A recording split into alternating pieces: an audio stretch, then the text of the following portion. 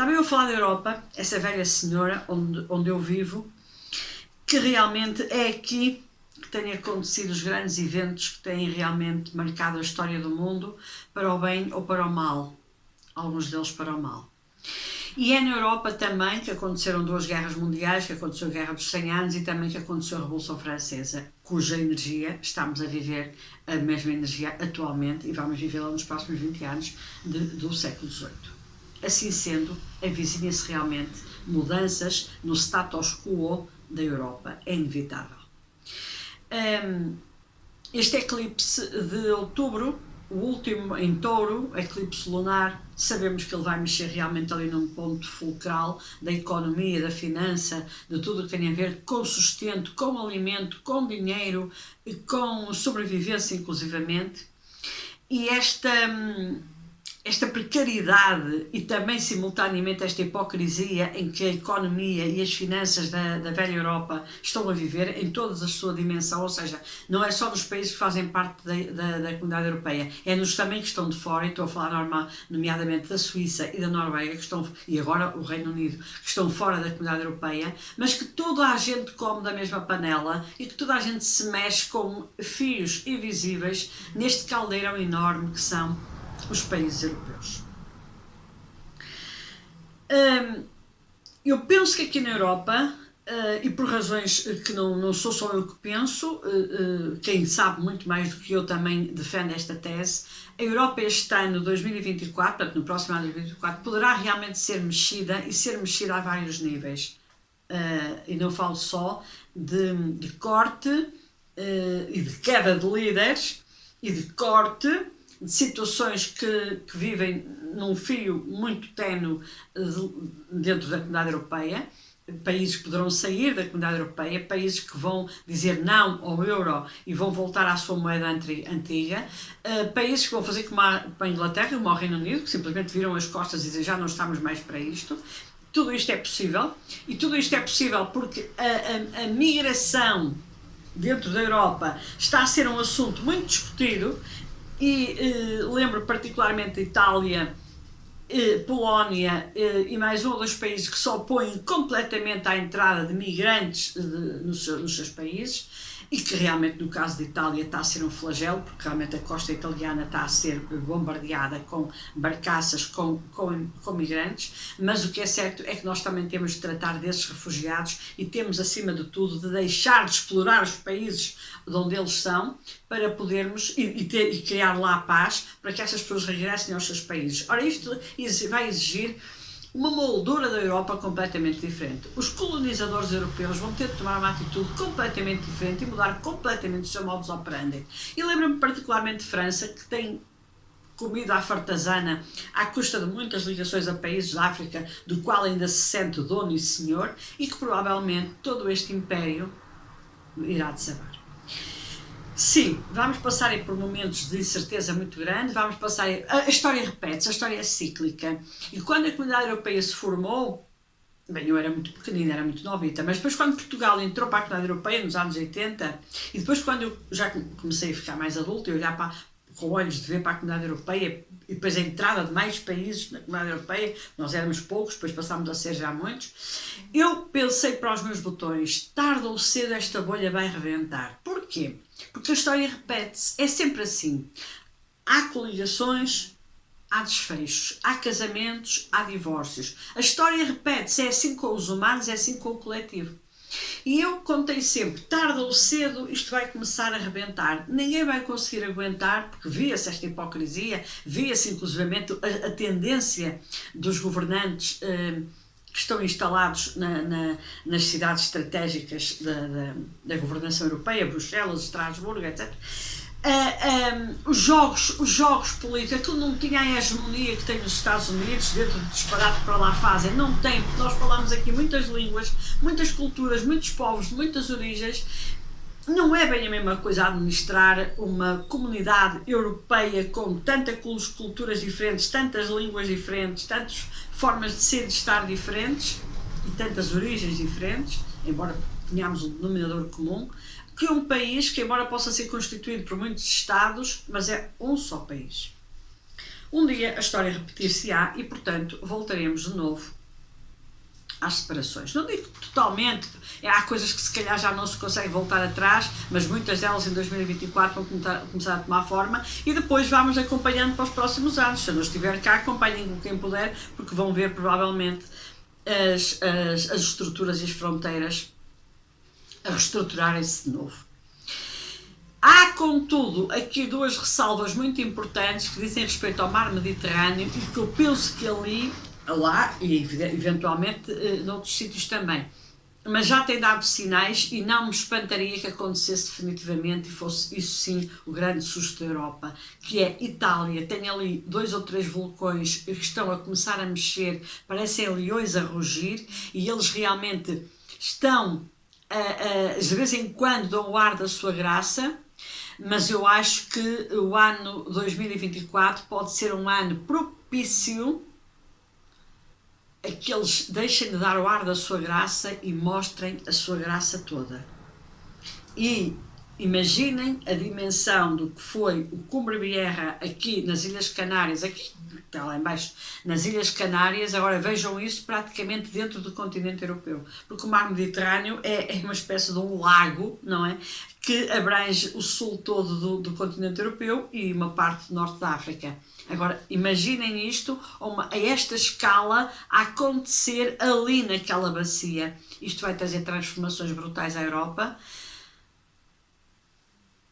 Muita morte, provavelmente, muita dor, muito sofrimento. Vamos passar aí um mau bocado, que eu acho que ninguém está preparado para isso. E, mais uma vez, é o nosso momento de ser adultos. E claro, não podemos deixar de falar das placas tectónicas. Isto são movimentos irreversíveis, porque realmente Plutão poderá mexer com essas placas tectónicas todas. Elas têm que mexer para muita coisa e nós sabemos que toda aquela região ali também no Mediterrâneo, nomeadamente a parte que abarca a Turquia,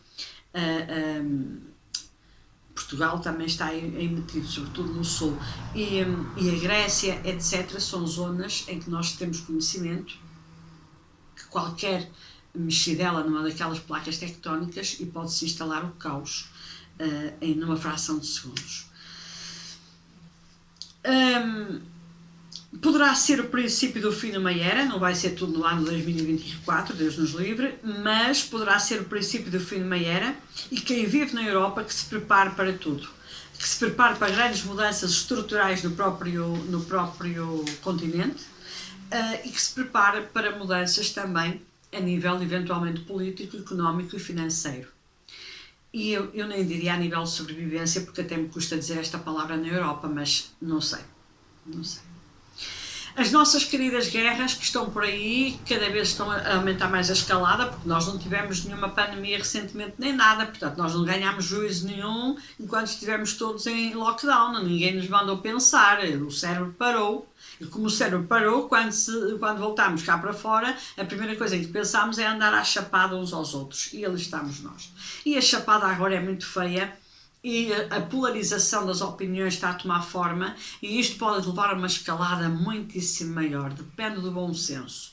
E depende do bom senso de todos e de cada um não tomarem partido, porque é caso para dizermos um é mau, o outro é pior, mas seja lá onde for, não estou a falar particularmente em Israel e Palestina, não, estou a falar no mundo inteiro, um é mau, o outro é pior, ou seja, é a escolha entre o mau e o péssimo, então entre o mau e o péssimo não podemos escolher nada, temos é que puxar o mau e o péssimo para o meio e dizer é melhor ganharmos juízo e pormos aqui um ponto final nesta história, porque afinal de contas todas as guerras acabam numa mesa de negociações, portanto melhor nem seria começá-las, mas depois temos uma indústria por trás que precisa ser alimentada, é o que temos.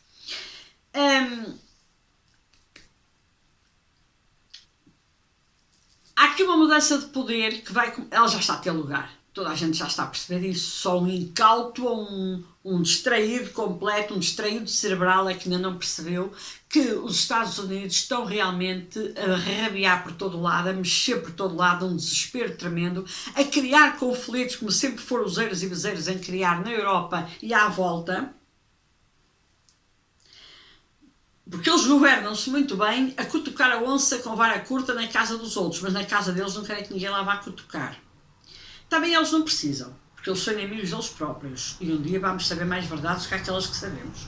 Mas eles não resolvem os problemas que têm lá dentro do país e que vos garanto que são muitos e muito, muito, muito graves. Mas os Estados Unidos fazem-me lembrar aqueles casais desavindos que dentro de casa é o fim do mundo e quando saem à rua andam de braço dado.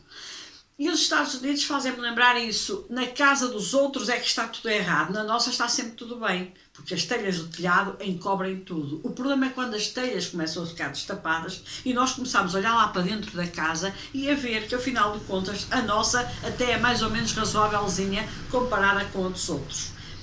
Eles têm tido realmente um papel fundamental e terrível e nocivo em todos os conflitos que existem neste momento à face da Terra. Estão agora, até agora, a União Soviética era o drama desta vida, a União Soviética desmantelou-se, agora é a Rússia, agora é o Putin. Há sempre um diabo que eles inventam, o Iraque, lembrem-se do Iraque, do que aconteceu com o Saddam Hussein, o Gaddafi, eles inventam sempre alguém que é medonho na Terra e que tem de ser abatido. E há algum tempo a esta parte, se vocês estiverem atentos, é a China. A China é terrível. Os chineses é uma coisa tremenda. O presidente da China, que eu agora não me lembro de pronunciar o nome dele, é o demónio e tal. Mas eles não se atrevem a invadir, nem a dizer que a China tenha agora uma destruição maciça, como disseram do Iraque. Isso foi fácil de levar. Com a China eles não brincam. Mas vão tentar brincar às guerras de espionagem. Já começaram. Para além de termos tido já uma pequena ameaça no Taiwan, quando a outra norte-americana lá decidiu ir fazer uma visita de estudo, como boa aluna que é, que foi aprender a história do Taiwan, e foi tocar a onça com vara curta, quando não havia necessidade nenhuma disso. Agora em 2024, esta gente que não tem mais nada para fazer na vida vai se dedicar, parecem crianças, a brincar. Mas as crianças estão a brincar com 8 bilhões de almas que estão no mundo. É esta responsabilidade de Saturno nos vai chamar, gente, é esta responsabilidade de Saturno nos vai abanar e dizer, mas até quando é que vocês continuam a ver esta infantilidade dos governantes no mundo e continuam com a cabeça no meio dos ombros a aceitar isto como se nada fosse? É esta tomada de posição da humanidade que vamos ter que ter, e eu acho que Saturno nos vai empurrar contra uma parede para tomarmos. Porque realmente existe a partir de agora o risco enorme de eles começarem a cutucar a China, para a China não assumir o poder mundial que já tem e que vai de certeza absoluta assumir. Bem, eu pelo menos acho que a China não costuma invadir países nem ameaçar ninguém com armas de destruição maciça. A China o que quer é vender, porque tem tanta boca para alimentar, o que quer é trocas comerciais. A China adora trocas comerciais e culturais, também não se importam nada. Podemos abrir aí um negócio, podem vocês vir aqui buscar roupa, podem abrir ali umas lojas, eles gostam desta coisa, porque esta coisa dá-lhes dinheiro, dá-lhes comer, e eles são tantos para ser alimentados que bem precisam. Por isso, eu queria alertar aqui, até parece que eu sou anti-americana, não sou anti-americana, mas não sou é cega. E começo a analisar todos os eventos que aconteceram depois da Segunda Guerra Mundial e na Segunda Guerra Mundial também.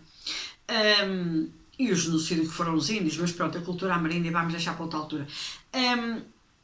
E começo a reparar que há um denominador comum, que são sempre eles, e isto incomoda-me particularmente. Portanto, estejam muito atentas às informações que vierem daquele lado, porque se vocês começarem a ouvir a dizer que a China é má, que eles são terríveis, que aquilo é pior que a praga do gafanhoto, que isto é porque eles inventam milhões de coisas sobre os outros, lembrem-se sempre disto. Quando nós apontamos um dedo a alguém, temos outro a apontar para nós.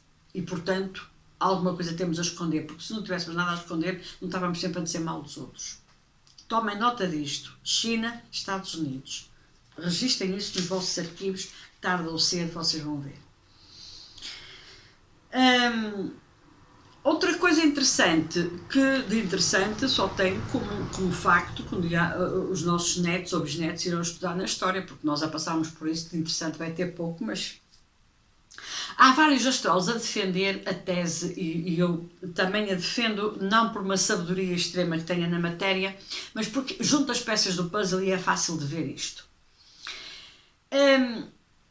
Existe uma forte possibilidade, não sei em que parte do mundo, mas é provável que daqui para a frente, com mais estudos sobre a astrologia e a astronomia planetária, se consiga aproximar mais do local, mas eu penso que isto vai ser assim uma geral, que é para ninguém se ficar a rir.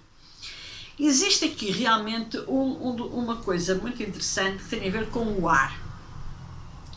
E com o ar, aqui estamos a falar de ventos. Inclusivamente há pessoas dedicadas ao tarot e não é cartomância, astromância, ou astromancia, não sei como é que se diz a palavra, que também defendem muito esta tese e que batem muito nesta tecla, de haver realmente no próximo ano a probabilidade de eventos ligados ao ar, e aqui ar entendam vento, de proporções absolutamente estratosféricas. Ou seja, o que é que nós temos ligado ao ar? Ciclones, vendavais, tufões, está-me a falhar agora a palavra, como é que se chama aquilo? Que há imenso... vocês sabem o que é. Os redemoinhos, e agora deu-me uma branca, que realmente poderão ter lugar e que poderão levar a determinadas partes do mundo a destruições muitíssimo grandes. Com isto arrastamos sempre vidas humanas e animais, com toda a certeza. Furacões, tornados, era isso que me estava a faltar. Furacões, tornados, ciclones, ventos, vendavais. Da mesma forma que 2023 foi muito regido pela água, pela lua, e nós vimos esses efeitos, 2024 prevê-se que seja muito regido pelo vento. E que Saturno realmente traga esses ventos que varrem tudo e que deixarão uma memória para a vida nos efeitos que irão trazer. É uma marca muito importante de 2024, é tudo que seja associado ao vento, ao ar. E vocês reparem que o vento é incontrolável. O vento consegue levantar telhados, o vento consegue levantar estruturas, o vento consegue derrubar árvores centenárias, o vento consegue derrubar coisas com um peso enorme. E quando este vento também vai para o mar, provoca uma ondulação brutal, e essa ondulação brutal faz com que as ondas tomem proporções tão grandes que viram os barcos inclusive que investam pela terra dentro, etc. O vento consegue mexer com tudo. Até as aeronaves, que são os aviões e helicópteros, etc., eles não podem voar quando os ventos não são favoráveis. E quando chegam a certos aeroportos não podem aterrar porque os ventos estão desfavoráveis. Portanto, tudo isto é tido em linha de conta. Eu que faço um desporto marítimo, e esta semana estive no mar com chuva e com vento, e foi extremamente difícil de surfar as ondas, porque o vento desfaz as ondas, então elas ficam sem estrutura, e nós que queremos surfar uma onda não a conseguimos. E por outro lado, quando queremos entrar no mar, levamos imensa pancada, porque as ondas vêm com muita força, porque o vento não está a nosso favor. E então são dias sempre muito complicados para surfar uma onda, e simultaneamente dias muito complicados para as enfrentar. E por isso, acho que 2024 irá ficar marcado por isso, e isto já vem a ser muito ventilado e muito falado desde o início de 2023. Se vamos para o sentido figurado, reparem que o vento levanta muita coisa. Os tais telhados, que às vezes é preciso destapar para ver o que está lá dentro, eles podem ser levantados pelo vento. E estou a falar no sentido literal da palavra, mas também estou a falar no sentido figurado. E o vento às vezes levanta poeira, e leva-a para longe. E de repente nós ficamos a ver melhor. Eu gosto particularmente de vento. Não gosto de ciclones, não gosto de furacões, porque isso mete-me medo. Isso, claro, que é o nosso medo real. É o medo da sobrevivência. Mas eu gosto de vento, eu gosto de apanhar vento na cara. E acho que o vento faz sempre com que eu tenha ideias, com que a minha cabeça refresque. Eu quando caminho ao vento, e à chuva também, mas ao vento, parece que há alguma coisa em mim que fica lá para trás e que eu vou à procura de alguma coisa nova. Há um movimento qualquer dentro do corpo importante. No mundo inteiro, por muita desgraça que estes ventos tragam e vão trazer, então se transformam em furacões, em tornados, em ciclones devastadores, já está a acontecer. Creio que em Acapulco houve qualquer coisa deste género que foi terrífico recentemente. Então sim, gente, preparem-se para ver cair muita máscara, porque vão voar com o vento. Preparem-se para ver destapados muitas coisas que estão encobertas, porque os telhados vão a ser arrancados pelo vento. Eu estou a falar nisto no mundo, no universo, na nossa vida também, e também no sentido literal da palavra, porque realmente os furacões e os ciclones e os tornados, quando eles acontecem, a destruição é garantida. Ventos de mudança aproximam-se, é caso para dizer, com tudo o que isso implica, de bom e de terrorífico, mas é o que temos. Também é necessário voltarmos a ler a história. É necessário voltarmos a ler livros de história, seja no Google, seja no motor de busca qualquer, seja nos compêndios que ainda temos em casa, para nos lembrarmos e para voltarmos aos detalhes que antecederam e que compuseram a Revolução Francesa e as invasões francesas. Estamos nessa energia. Mas também é muito importante chegarmos ao século XIX e olharmos para a Revolução Industrial. A Revolução Industrial trouxe ao homem, ao ser humano, mudanças tremendas na sua vida. Também trouxe mais poluição, é verdade, mas o homem deixou a sua escravatura física e passou a ser um escravo industrial. Mas a força física e o trabalho físico passou a ser muito mais poupado, com a entrada dos carros, com a entrada dos motores, a gasolina, a gasóleo, sei lá, toda a ordem de efetivo, na agricultura, na pesca, no trabalho manual, etc., nós começámos a ser ajudados. Há vantagens e há desvantagens em todo este processo, como em tudo na vida. Mas estudem de novo, vão ao motor de busca se não gostam de ler livros e procurem situar-se no tempo e no espaço naquela altura. Porque de certeza que muita gente naquela época também se assustou com o que viu. Também se assustou de ver de repente um trator ou um pseudo-trator que na altura deveria existir a começar a andar sem necessidade dos cavalos ou sem necessidade dos bois ou das vacas para labrar a terra.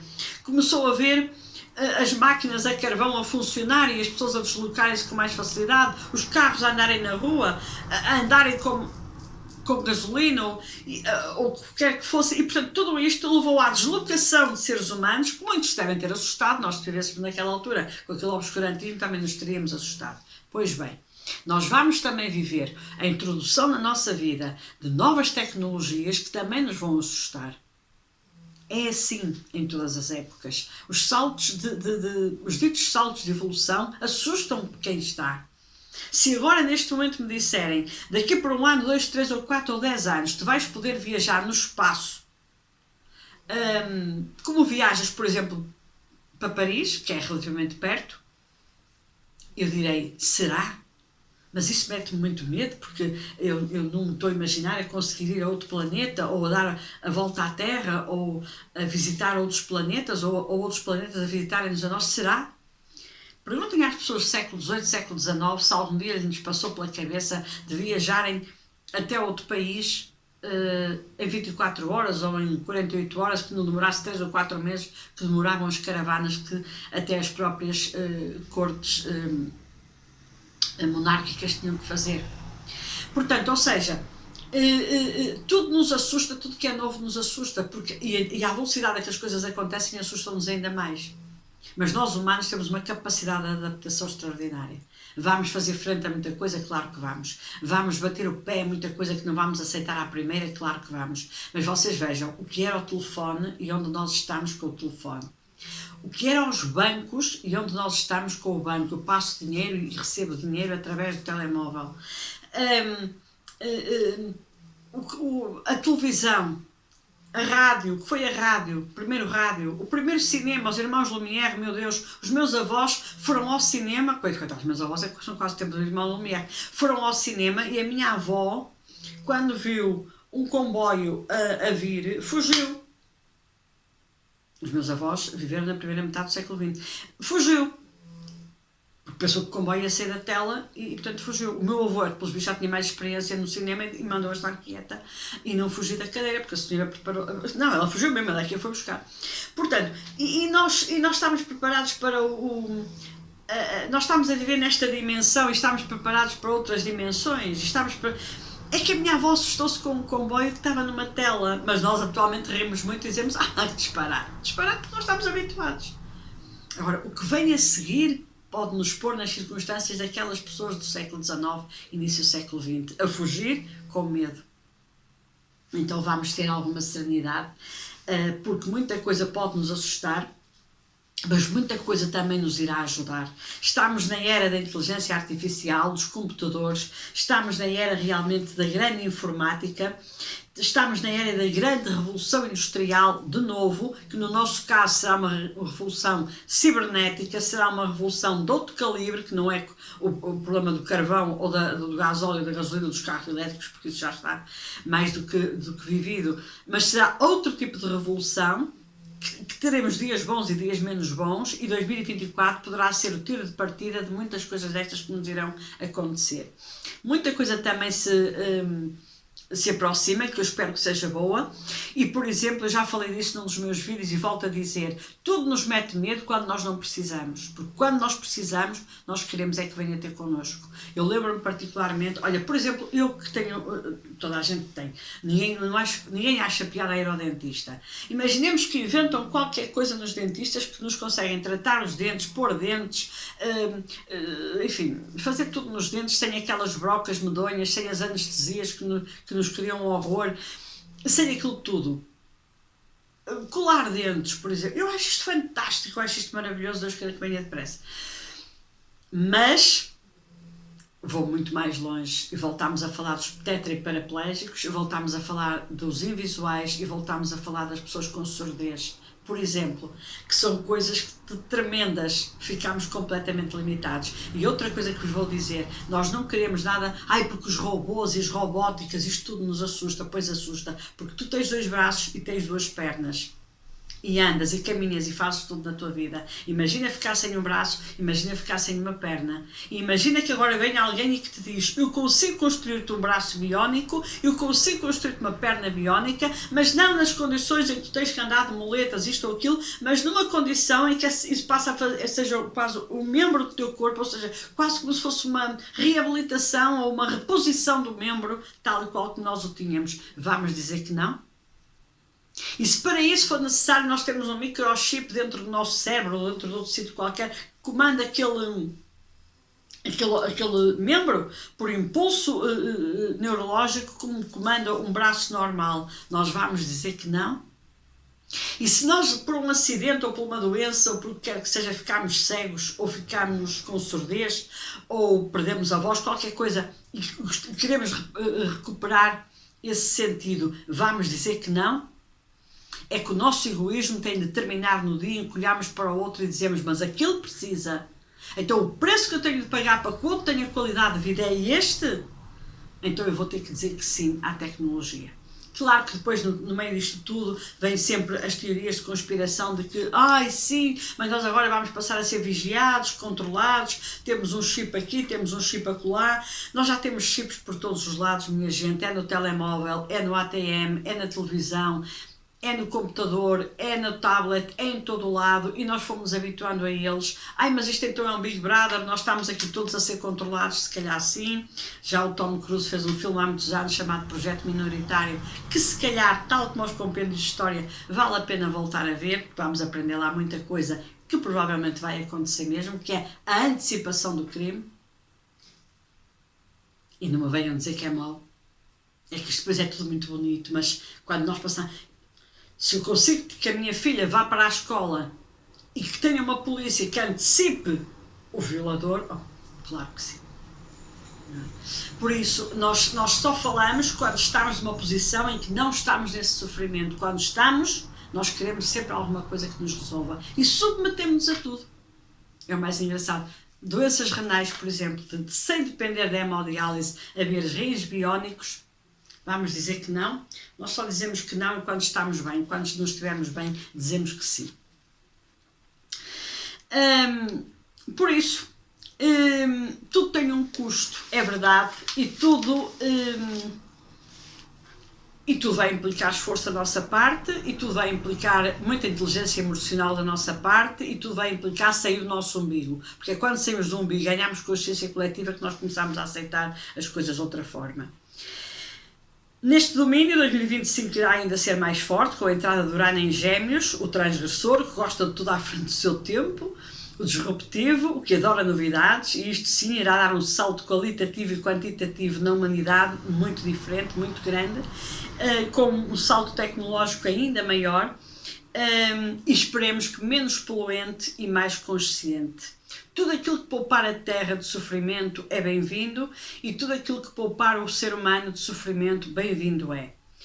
Não é fácil a adaptação, mas Plutão em Aquário ele vai-nos obrigar a abrir os olhos para uma revolução industrial ao nosso nível. Já não estamos no século XIX, por isso eu digo, voltem lá atrás, leiam um pouco do que foi o século XVIII e o século XIX e comecem a encaixar essas peças do puzzle e a reverem-se na energia atual e na próxima, dos próximos anos. Mais haveria a falar e mais haverá com toda a certeza a falar, e irei dentro do que me for possível e dentro daquilo que sei, ou que aprenda, naturalmente, não é que eu sei, é que eu aprenda, partilhar ao longo das próximas semanas e dos próximos meses, o ano ainda nem sequer começou. Até lá, meditem sobre isto, pensem verdadeiramente sobre isto, preparem-se para isto, nunca ninguém está preparado para nada. E preparem-se para tomar atitudes, minha gente, preparem-se, a humanidade vai ter de tomar uma postura, vai ter de tomar uma posição muito forte. Nós vamos ter que tomar posições muito fortes, vamos ser chamados todos ao quadro, como na escola, para mostrar o que sabemos, para mostrar o que valemos e do que somos capazes. Não tenha mais pequena dúvida. Esta é a minha partilha de hoje. Desejando a todos que realmente os anjos vos abracem e vos indiquem sempre esse caminho da consciência que todos precisamos cada dia da nossa vida, que a fé nunca nos abandone a ninguém, porque a fé é em nós. Sobretudo, termos fé em nós, como seres espirituais que somos, a ter uma experiência terrena. O resto vem por arrasto. Até à próxima partilha.